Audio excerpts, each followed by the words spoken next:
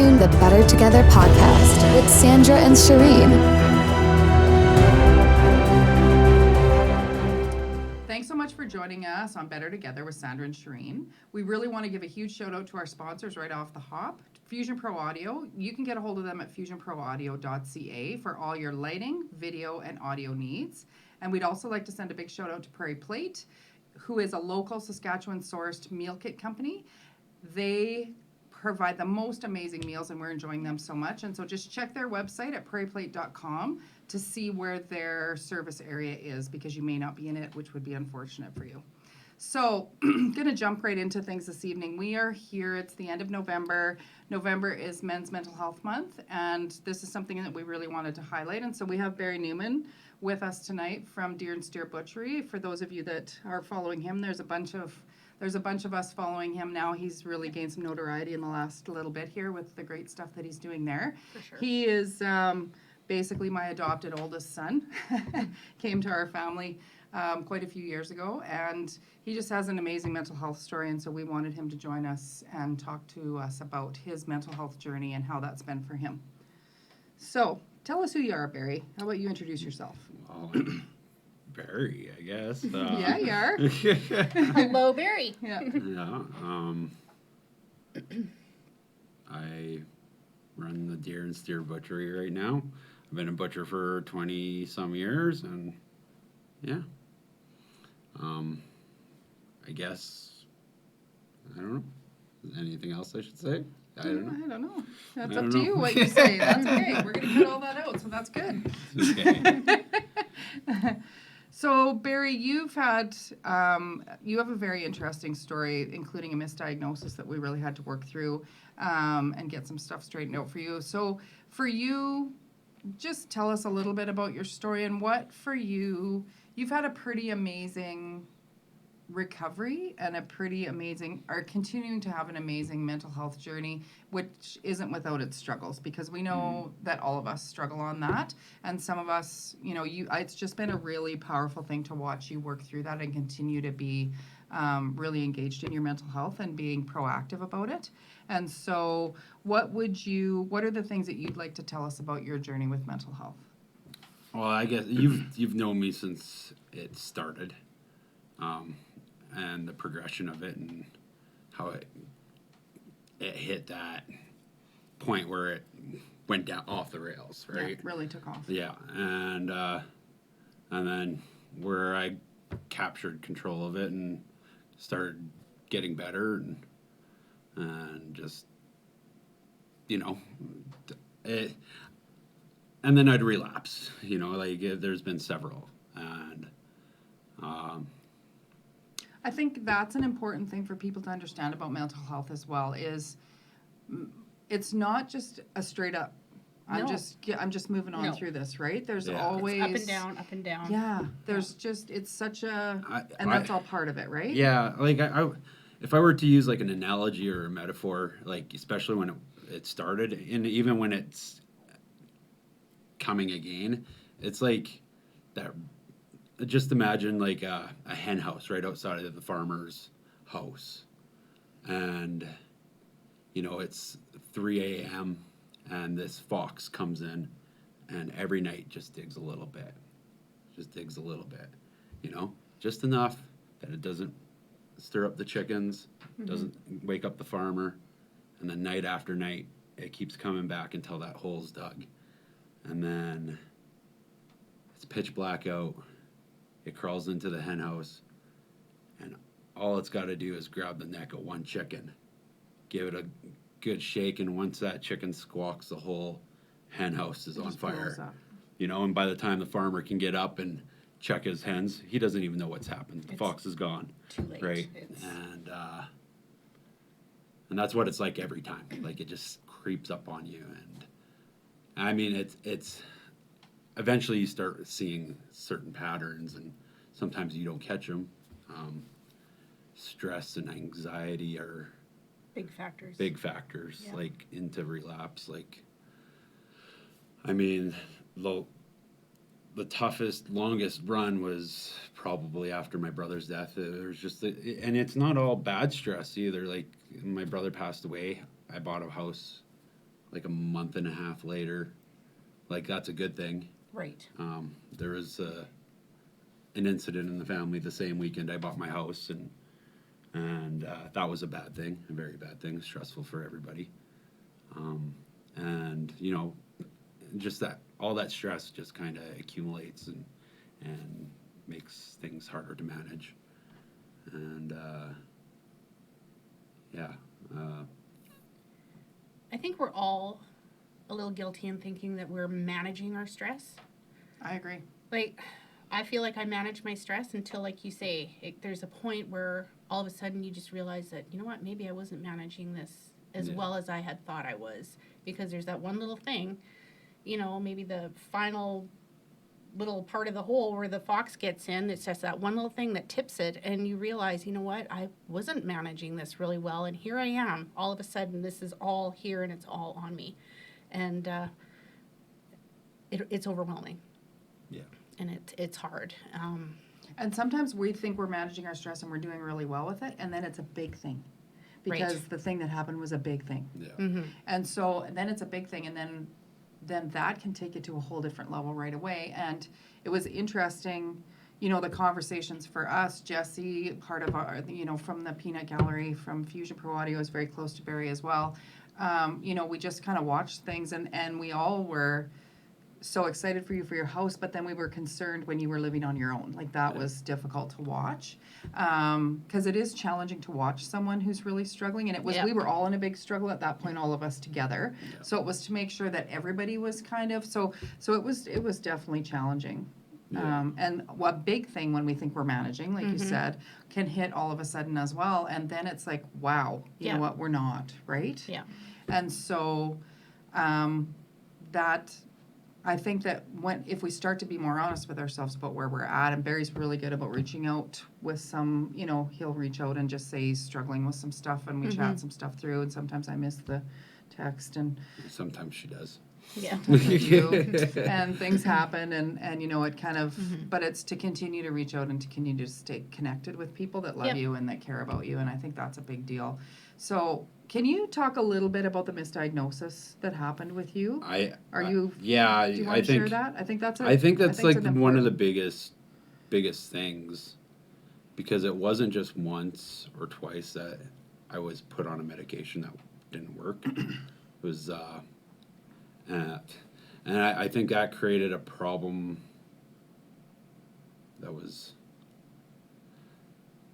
that took it to a different level, especially the first time around, just because I didn't know what was going on.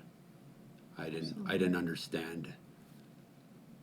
You know, like, I'm a pretty prideful guy, and I didn't want to be mentally ill. I didn't want to have problems. I didn't want to accept that, and you know, Because there's always such a stigma attached to it. yeah, the stigma's terrible. Like, Yeah. in my own head, it's terrible. It doesn't matter what other people think.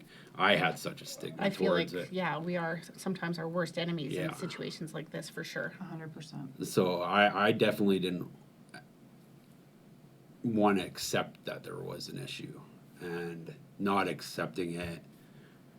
And when I did finally accept it, I was really bitter about doing it and angry, and I kept that bottled up for a very long time. Which created more Yeah. stress and Yeah, and you know, probably if I had dealt with that stuff earlier on, I probably would have had less problems with other baggage that came Right. along the way. But you know, I think being, you know, open and vulnerable to that does make it easier. Like, I can actually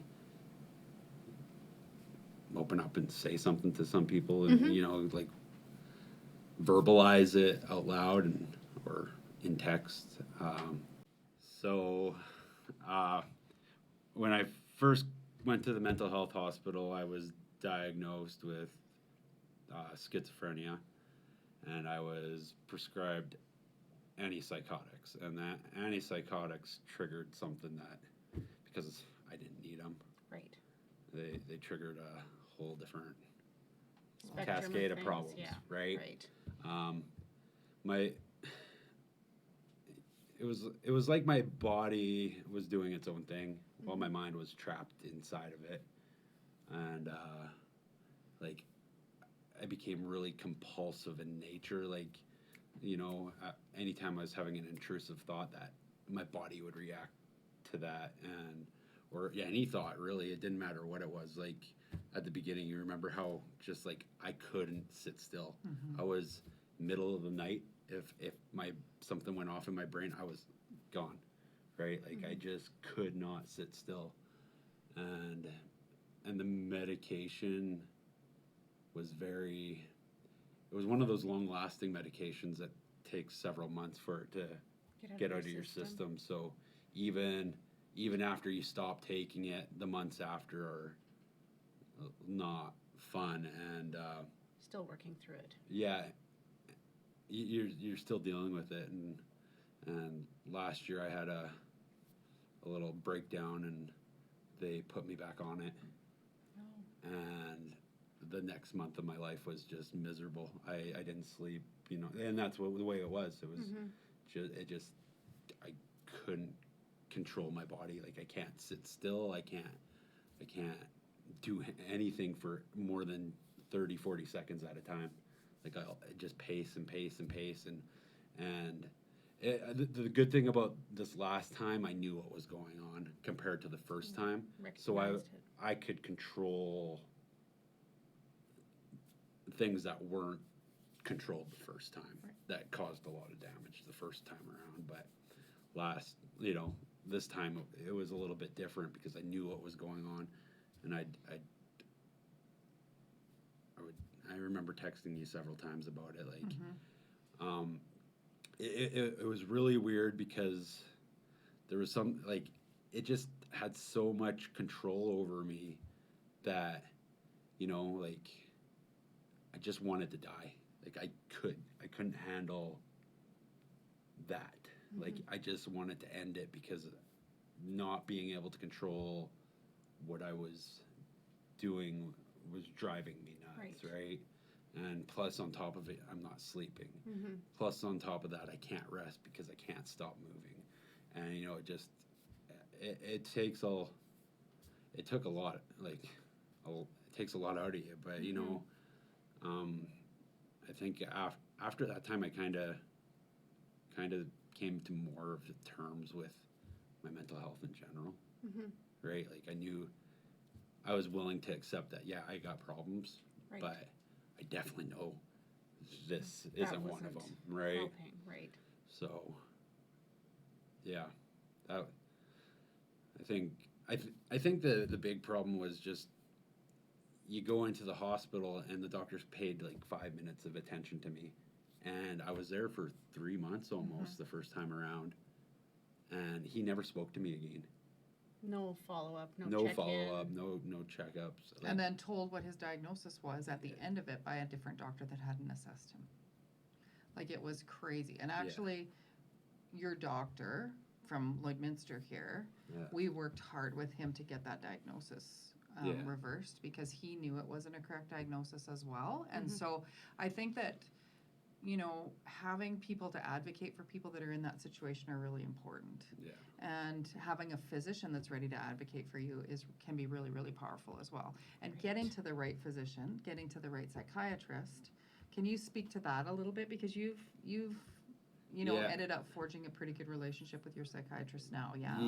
Yes, it's not easy because even though, I'm not schizophrenic, I do suffer from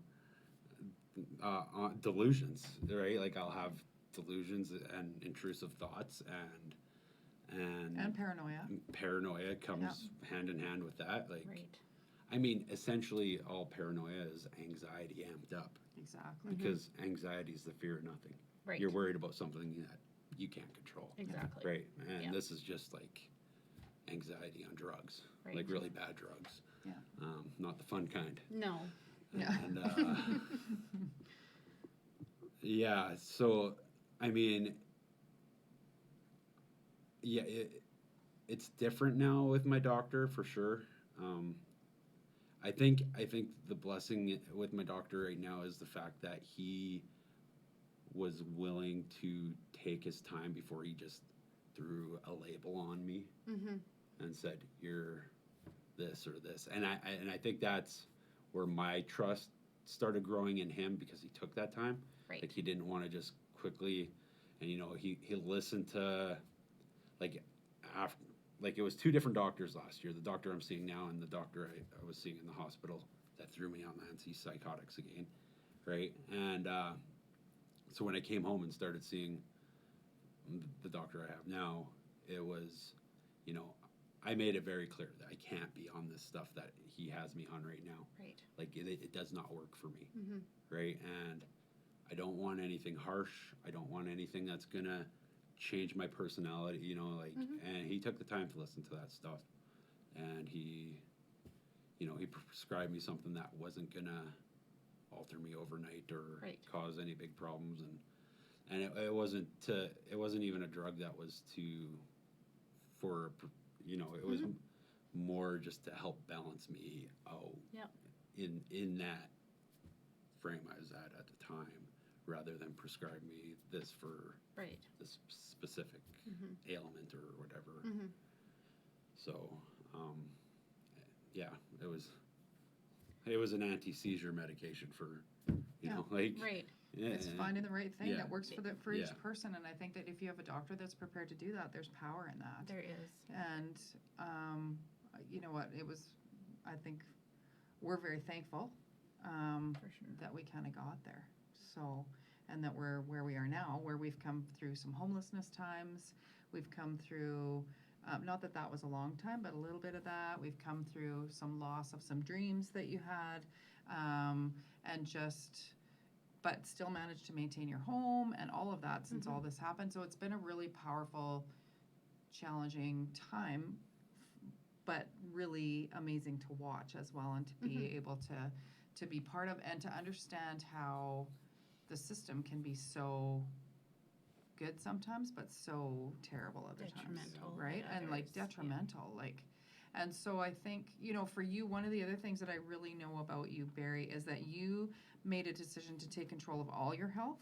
So you changed the way you eat, you changed your exercise, you changed your job, you've changed a multitude of things that have all moved you in a direction of full health, not just mental health, but that has impacted your mental health. So can you talk about the power of CrossFit in your life, the power of, getting sugar out of your life? You've changed a lot. And so what are those things that you've done that you feel like have impacted your mental health? I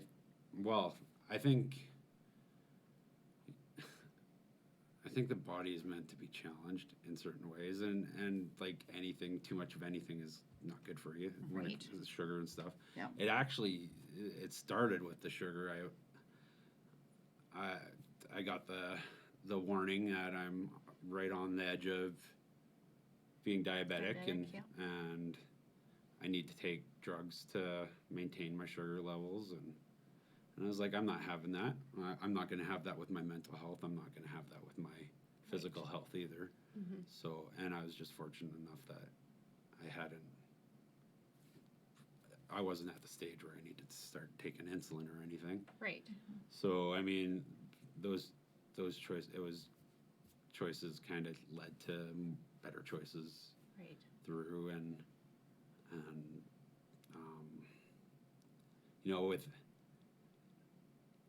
with the exercise part, it was more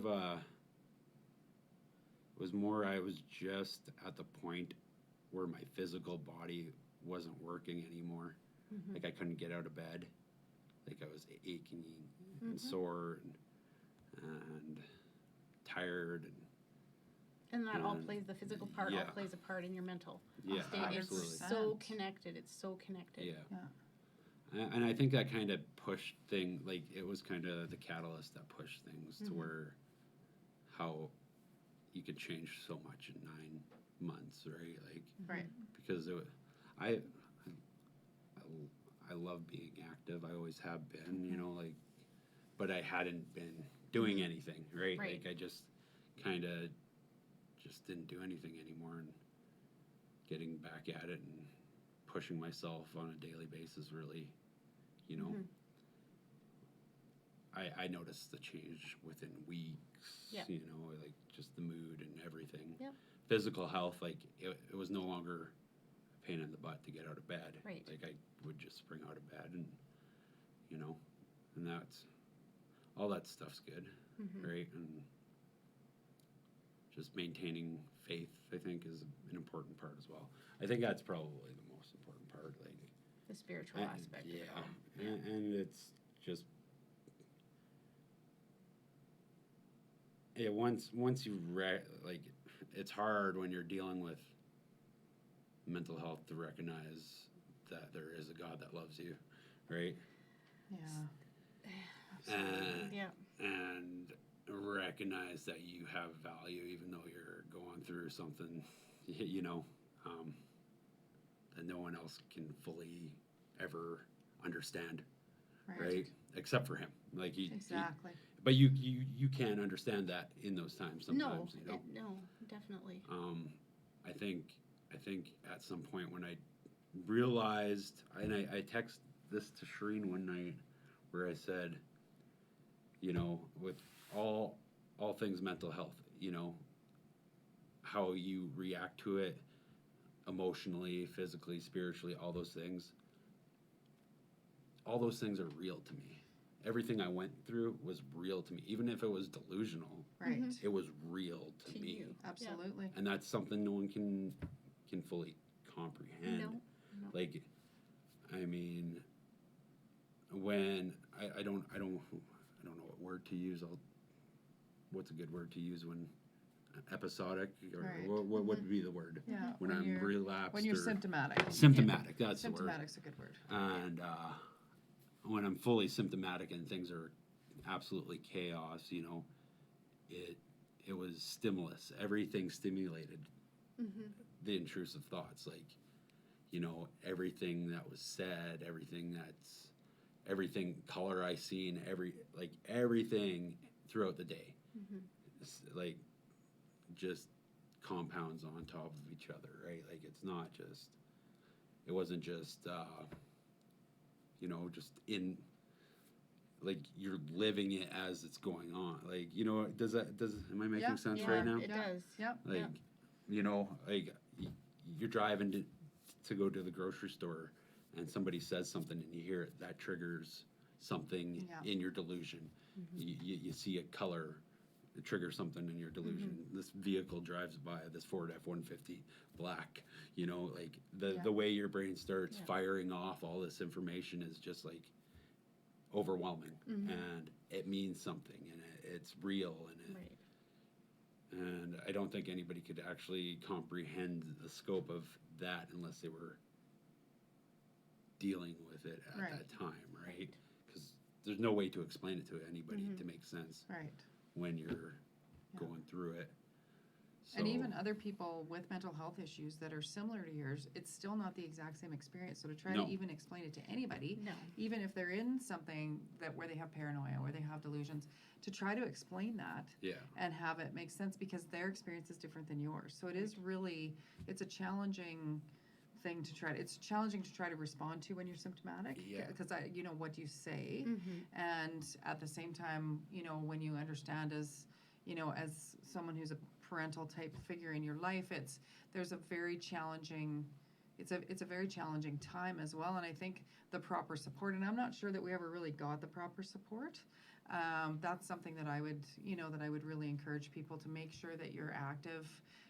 Kevin was good with us. Your doctor was very good with us, and would call me and check in and see if he couldn't get a hold. Like, that was very good. But I don't think everybody has that all the time. And so I No. think what are those things? And I think if we check in with the Canadian Mental Health Association, I think there's more resources out there that we didn't tap into, that I think that's an important conversation to have. If you look at the men's mental health movement with Movember, I think that there's probably more resources there, and there's more people to talk to that we didn't tap into. We really relied on our faith. To watch Barry rely on his faith was unbelievable. Like, it really was, it's really been and really is such a, it's a faith building time to watch him come through a symptomatic time and really do that, relying on God and understanding that. And so, so for you, when we're talking about Better Together, Barry, from the point of view of Better Together, when we say Better Together to you about your mental health, what comes front of mind for you?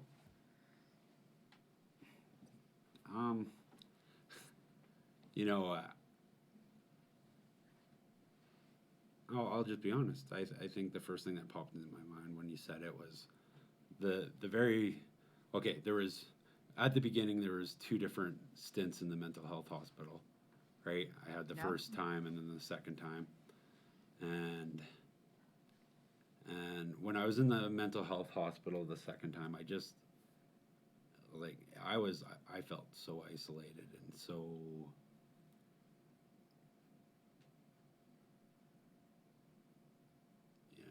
Yeah, worthless at the time. It was Abandoned. yeah, trying to talk to people and people wouldn't answer my calls or they'd brush me off or no one came and visited me for like months. I was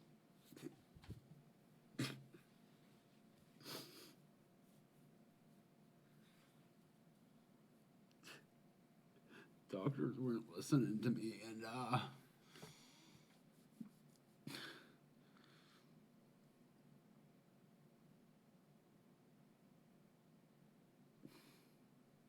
So there was Yeah. no together. You were alone. yeah, I don't think I ever felt as alone as I did that time.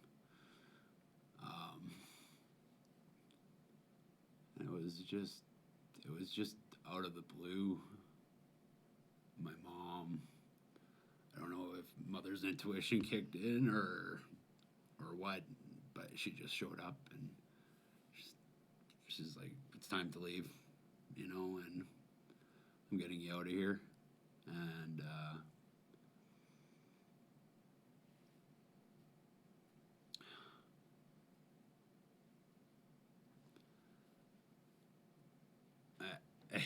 I think that moment kind of restored everything in my mom and mine relationship. It just, we might not be the normal mother-son combination, but thanks, Jesse.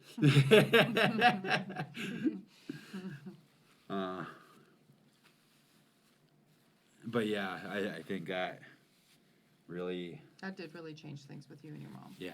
Yeah. And, she took a chance when I came out of the hospital. She took a chance taking me out of the hospital to begin with. But I told her, like, the second time around in the hospital, that's when I discovered the medication was probably the thing causing the problems. And because no doctors would listen to me and take the time with me, I'll be honest, I started cheeking my medication and spitting it out, right? And, I was probably at a month of doing that, like every day hiding it from the nurses and, making sure that medication didn't go in me. I mean, I couldn't get away from the needle injections every week, but at least I could keep enough of it out of my system to, and I told Mom, like, I can't be on this medication. And she's like, she took a chance there, and I had a rough summer after that. And, but, yeah, I mean,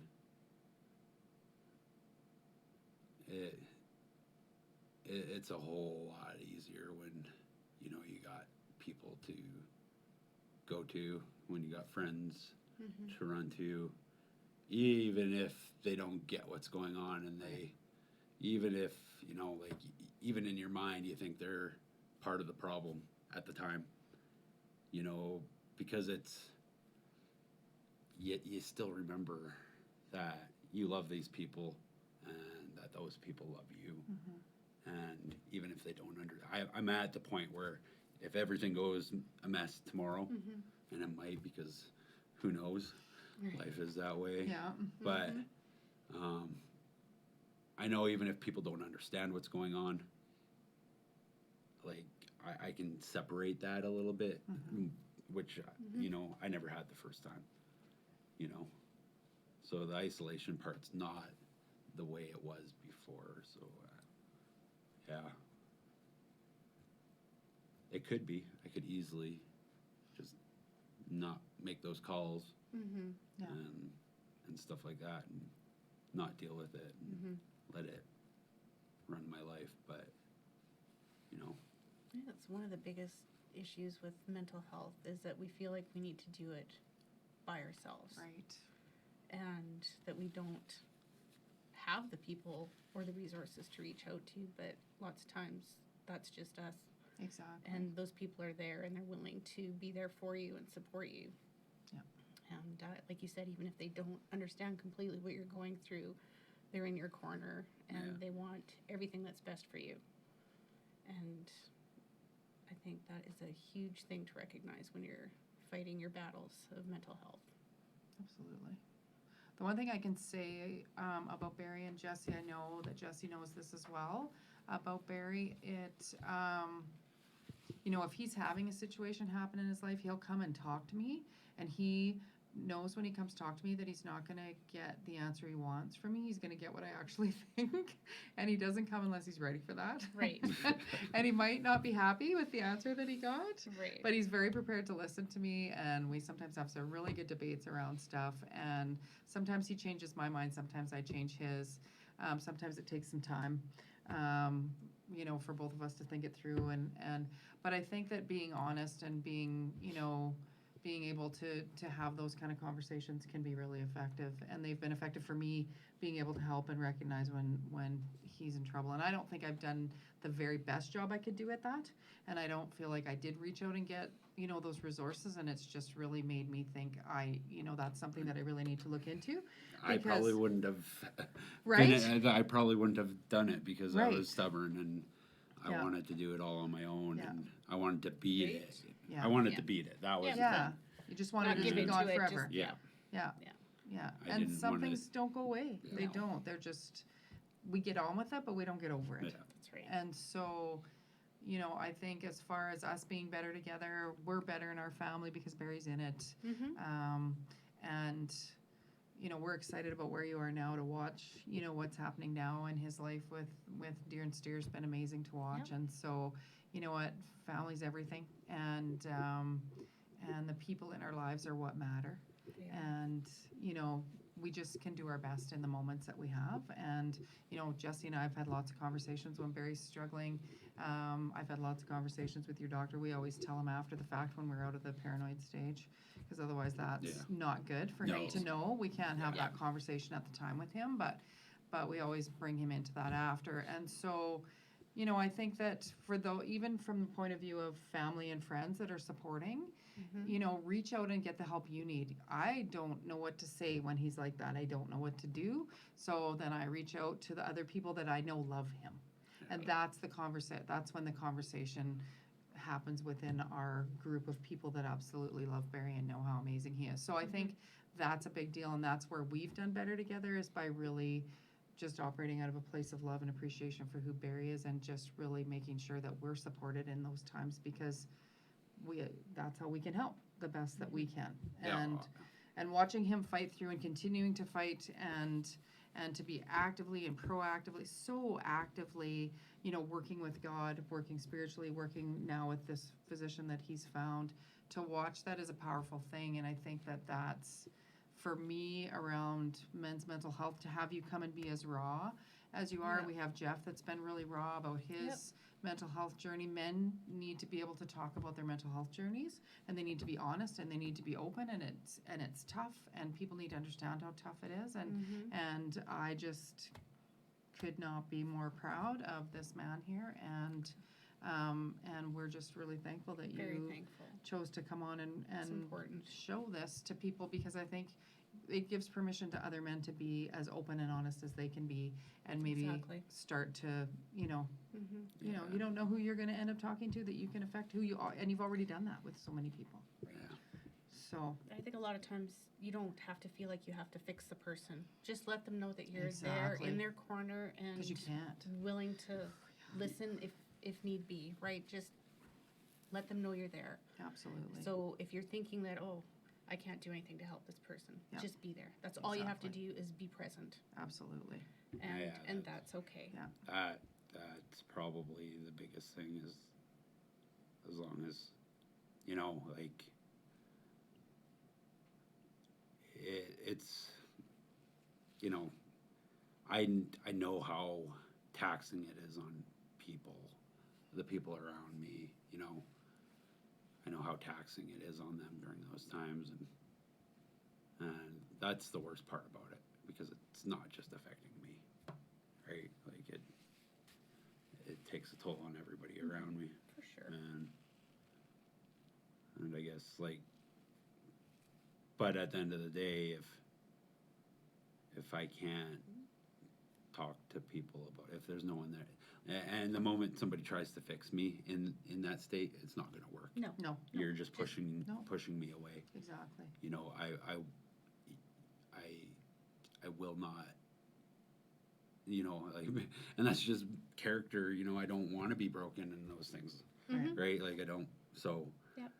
you know, if you come at that mental health at that angle with men, I think most men are like that. They're going to shut down. They're going to shut down. They're going Yeah. to push you away, Yeah. and they're going to find a way to do it on their own. And most of us can't. No. You need You a know. support system. You know. Yeah. You know. And the thing about the taxing thing, about when you're in relationship with people, is that, you know what, when Maren's attack happened, it was Barry who was at the hospital with her all night. Like, he stayed there until I got there. So it's not like he's not contributing to our family. Like, Right. it's, you know what, you have moments, but we all do, and and to just think, because you're the one with mental health, that when you have, we all have problems. We've all had problems through the years that we've been in this relationship. We've all, you know, had stuff, and you've been a big part of being, you know, part of the support through that whole, not just that, but through life in general for all of us. So I think we all think we're taxing other people, but in the end, when you're in a relationship with people, that's how it works. It all We pick up goes and around, carry comes each other. That's around, better and together. it That's where is we're better definitely, together, when we that's- carry each other's burdens. For sure. And I think that's what we're meant to do for each other, and you do that, and it's, you know, that's what it's all about. And so the conversation that we have had here tonight, you know, is serious. The conversation that we've had in front of the camera. Before we started, we were all hysterical laughing. We do have moments of hysterical laughter. Barry has the best laugh in the world. Oh And so my there is gosh. much It's joy true. when this man is around. There And he has a is. great There sense of was, yeah. humor, and he can see the funny in a lot of stuff. And so there I is question great. his sense of humor, actually. Right. I really do. There is great and wonderful times, much more joy that we've had together than these tough times. But having a conversation around when there is a struggle is really important. So I think it's really important to understand, to make sure that we speak to that. So, because nobody's laugh is better than Barry's ever. We were in the I New have Jersey airport at witnessed one that point, tonight, yeah. and he sent us a video of Right. him. Her and her And stories. was Here we go. laughing, and the whole boarding lounge was like, "Can we watch it again? Can we watch it again?" Like, everybody was just so absolutely joyful from what he had sent us, and so it was just, understand there's much joy, and so that's I think you know everybody needs to understand that this is a serious conversation. We had Right. wild raucous laughter for much time before we started Yeah, we tonight. did. And that's how we can be better together. So thanks everybody for joining us. Thank Thanks you. so much, Barry, for joining Yeah. us tonight. We so appreciate Thanks, Barry. you putting yourself out there and sharing your journey. And we're excited about Deer and Steer. We're excited about Deer and Steer Butchery. If you're Yeah. in this area, you need to check him out, because he's For doing sure. amazing stuff. So check him Great out on stuff. Facebook. So everybody, And remember, Have a Barry, good one. sharing is caring. Yeah, that's right. there's the peanut gallery. There they are. Yeah, Yeah. finally getting those boys Finally, mic'd. holy. About time. Thanks, everybody. Have a Let's great keep night. being better together.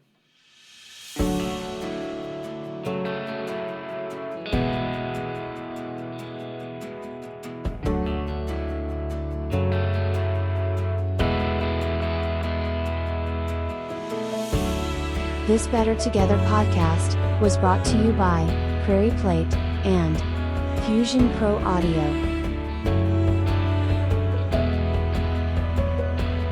Thanks for watching. We hope to catch you on the next episode. Stay tuned for more great, Better Together content.